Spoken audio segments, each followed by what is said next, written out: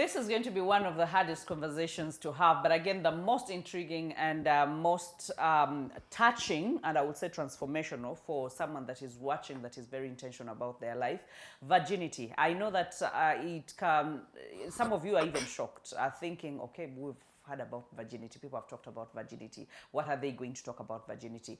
But again, there's a lot that is going on. Some pastors, reverends have offered gifts to people that get married while virgins, and apparently no one has come up to say, you know, for us we are virgins and we are going to be wedded. No one has claimed the gifts. So in Kampala we are saying, what happened? Is everyone not a virgin?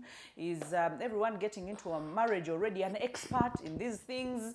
But again, we want to be able to dig into the importance and why that culture was preserved for the longest time, and why we need to extend it or even preserve it more, and why we must know at a core personal value that this is very important, and it's not something that we should be able to just trash like the Western culture or where that came from, but we should be able to uphold, and we should be able to be very proud about.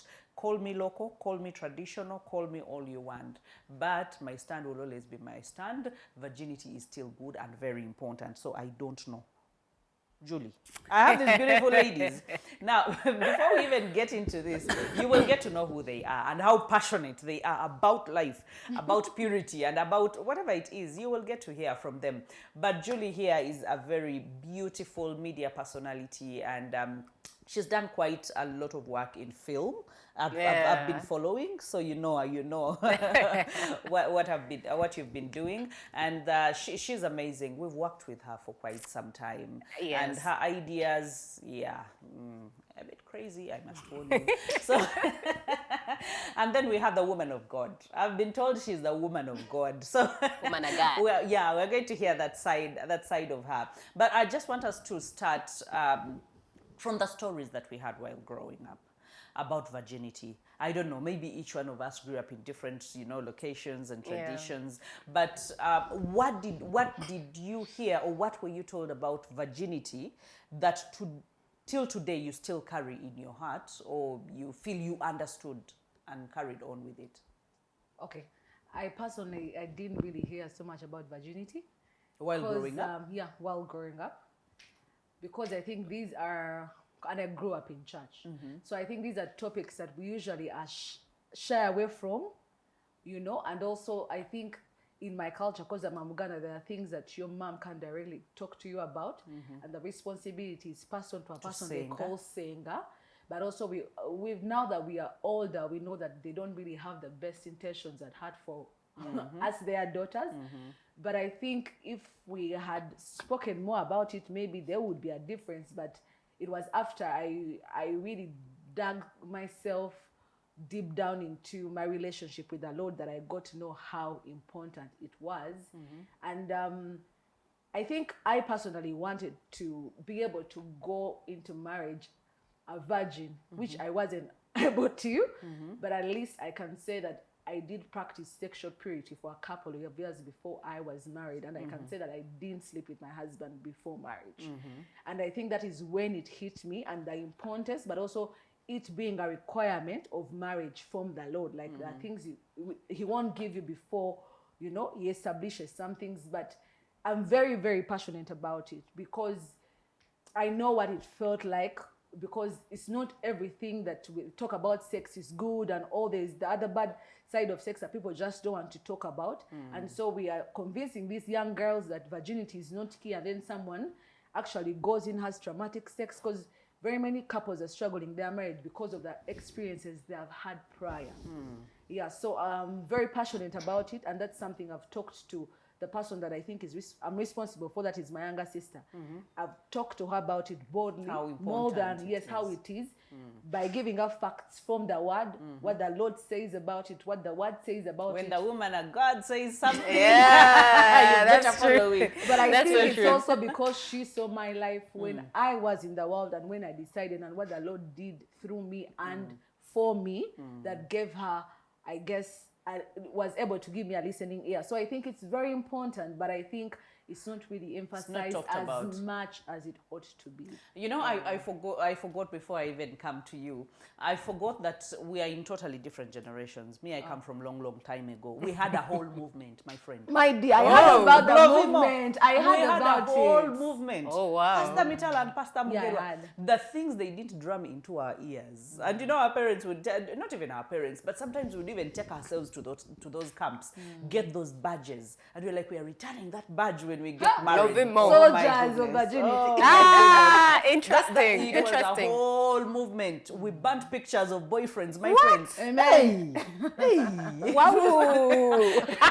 I think that's something we should bring. You should bring back. I think we need to bring it back. to. Because Oh, my I goodness. think it saved my generation. Yeah. And I think it said a lot because I didn't hear these things from my parents. Exactly. But whenever because my first camp, I was in P7. Imagine, my first camp. Those are how many? More than 35 years ago. And that's a very more good than age to 40 years capture ago. somebody. Yes. Yes. And you know, you see pictures being burnt, you see people confessing, I had a boyfriend, but now I am dumping him. Amen. And you know, burning things and letters and stuff like that. And you're thinking, yeah, this thing is about purity, this thing is about chastity, this thing is about knowing God and you know, just living a good life and even saving yourself from so many things. So I forgot that we are in a different generation. Yeah. But I'm glad that you were able to say that it wasn't really something that was mentioned in the family setup primarily. Definitely, it wasn't. And if I think I picked on from the neighbors, you know, how girls can speak around the village. And definitely they will give you no sense half the time. They will not give you the straight That's facts. You just need to be They more will, bold than they our will say, mothers. people need experience. People need this and this. And let me come to you because I have. Oh yeah. a ton Oh of yeah. stories. So I think when we talk about virginity, I didn't hear the whole virginity. I didn't even hear the Glovimo. I didn't know about it. But I guess the You word were not yet born. most probably. I learned. Can you imagine? I learned of this whole Glovimo movement just in the recent years. I think. Recently, When, I think last yes. year is when I heard about it. Yes. When I was still You guys were not even conceived. So, but I understood the concept of preserving in this sense that my mother used to tell me no one should touch you. That's all I knew. But then I didn't know the whole concept of you have to preserve yourself for marriage, or I just knew no one should touch me, no one should bad touch me. You understand?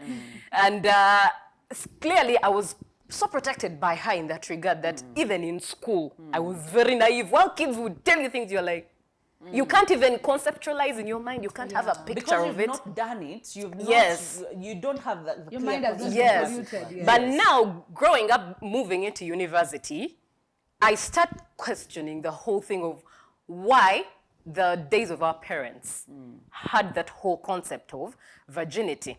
Now, I put into consideration the fact that, one, our parents got married either early or gave birth early. The times while us, we are now joining university, you're the life of You're the party. 20 something, Yeah, you're yeah. in your early 20s. breaking it down, You know? It's the times they are giving birth. So I'm thinking, are they relating? Was it for them? Was it for them? us, we- Because now we're in different times. We are doing different things? doing altogether? different things. We're doing school. We're not married. You're not having children. You have degrees. You know, you're free at university. You're okay. Much as there's a bit of parental control, but you're There not is a with bit of them. freedom at campus. There's a bit of freedom. So it used to beat my understanding why. They Because want- the conversations weren't relating.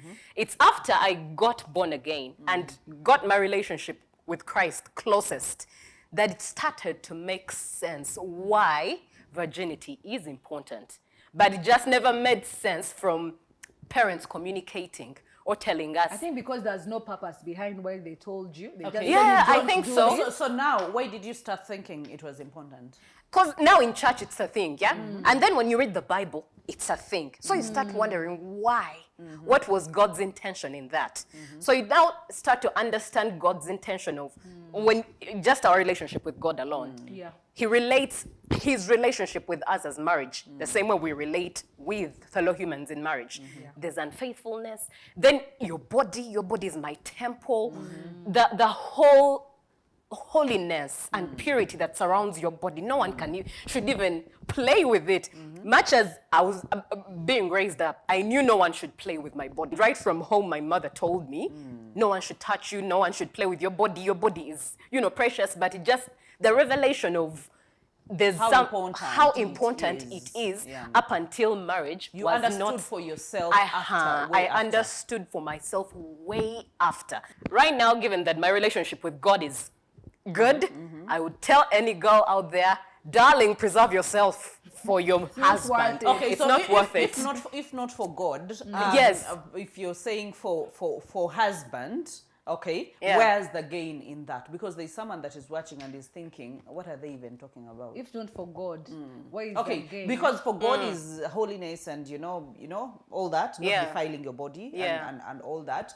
But now if you tell someone preserve your virginity because then it's going to be valued by the person that will marry you, this goes both ways, yes. The men and because when you talk about virginity, everyone is thinking about the girls. girls? or Yes, the but ladies. it applies to both. Yes, It shouldn't applies apply both. to Yes. one so gender. if because in Lovimo they used to tell us it's a gift that you give to the person it that you is, get actually. married. Yes, you get married to both the guys yes. and the ladies. girls, yeah. So what exactly happens? How valuable is it in that setting? I think it's really valuable, but also I can say the value really primarily begins from the Lord. Like she was saying that the reason why it didn't make sense to her is because she was told not to do something, but was never told the purpose behind it. I mean, God is purposeful. Like whatever he does, there is a purpose. So I want to find the purpose in a relationship, marriage, in relation to that. So the word is clear somewhere. It says a bed undefiled, the marriage bed undefiled. You get what I mean? Like it is purposeful because you keeping your purity or your virginity is just not because the Lord has told you, but there are a lot of things that you learn. And one of them being self-control. Meaning that if you can't keep your zip up before your marriage, you won't keep your zip up after you're married. So there are concepts that you learn like self-control while patience. you walk. Oh, Yes, yeah. while you walk. But also there's something that happens before you relate with a man sexually. Your mind is straight. You are seeing them from the right angle. Because when bodies meet and you like what this man is doing to you, if this man is being disrespectful and he's wanting in his character, you are already biased because the body is telling you, Mama, we enjoyed yesterday. Bring it back. Exactly. So we don't have a clear mind because we've learned that intimacy is really only through sexuality. But we hear of the intimacy of God and there is no sex really involved in it because I believe that it is better for you to be, you cannot, I think, we've misused the word intimacy and it primarily came from our relationship with God, yes. But yet we can also apply it, meaning we can still experience intimacy the way God purposed it through just speaking to someone, getting to know where your mind is not actually biased by anything. You're clear-headed. Actually, how I usually break down intimacy is into me, you see. Get into, Oh, yeah. understand Oh, me. nice. Yeah. Understand me, what pleases me, what I like as a person. Exactly. Do those things and we are intimate. We are close to each other. Yeah. Instead of people just going the sexual way and thinking that intimacy is all When about sex in the picture is in the picture, there is no talking. Really, people don't talk. People come to meet, have what they have, leave. Haven't you heard how women say, "Oh my God, this man is really talkative. When we are doing what we are doing, we are eating. After we have sex, he's quiet." So. When is that going? Is that talking going to be? That shows So you. is that the root of heartbreaks? Because again, I feel that if you do something that you're not supposed to do, like the body is the coming wrong time. together, like you have said, in the wrong time, with the wrong intention. Remember, you don't have a ring to your finger. You have not said "I do." There's no commitment there. There's no commitment covenant. at all. That means this person can actually just play around with you and go, move on to the next one.